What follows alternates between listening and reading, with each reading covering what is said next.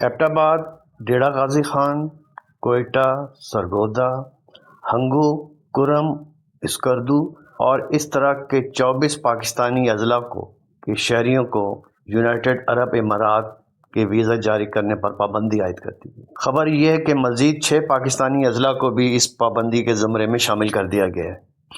گزشتہ 24 سے 48 گھنٹے میں 250 پاکستانیوں کو یونائٹڈ امارات سے ڈیپورٹ کر دیا گیا ہے۔ آخر پاکستانی شہریوں پر یہ پابندی کیوں کی جا رہی ہے اور پاکستانی شہریوں پر خصوصی نگرانی کا عمل کس وجہ سے کیا جا رہا ہے؟ کیا یہ پاکستانیوں کے ساتھ ناروا سلوک کیا جا رہا ہے؟ کیا یہ پاکستانیوں کے ساتھ یک طرفہ سلوک کیا جا رہا ہے یا اس کے پیچھے کوئی بیرونی سازش یا بیرونی ہاتھ ہے؟ تو ایسی قطعی کوئی بات نہیں ہے۔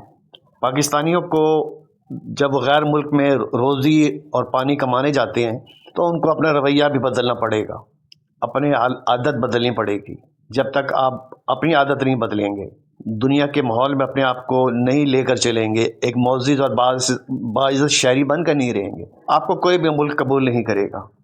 پاکستانیوں کی جو شکایت ہے اس میں جو نمبر 1 شکایت یہ ہے کہ پاکستانی جو UAE اور عرب امارات اور مڈل ایسٹ کی کنٹریز جاتے ہیں ان کے کاغذات پورے نہیں ہوتے، ان کے ڈاکومنٹس پورے نہیں ہوتے ہیں، تو لہٰذا جانے سے پہلے اپنے پاسپورٹ، ویزا اور جو بھی سفری دستاویزات ہیں وہ مکمل کر کے جائیں اور وہ گورنمنٹ کی ویب سائٹ سے نوٹ کر کے جائیں۔ دوسرا، جو پاکستانیوں کی ایک خصوصی عادت ہے وہ لوگوں کے لیے تحفے تحائف لے کر جاتے ہیں، تو پلیز یہ کام ختم کر دے، دنیا بہت آگے چلے گی اور آپ ابھی بھی اسی چکروں میں پڑے ہوئے ہیں۔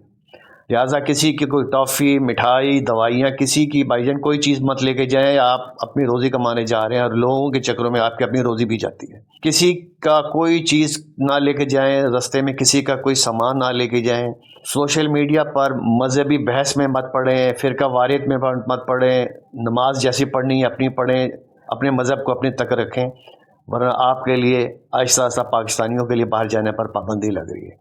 اپنا بھی خیال رکھیں اور دوسروں کا بھی خیال رکھیں۔ شکریہ۔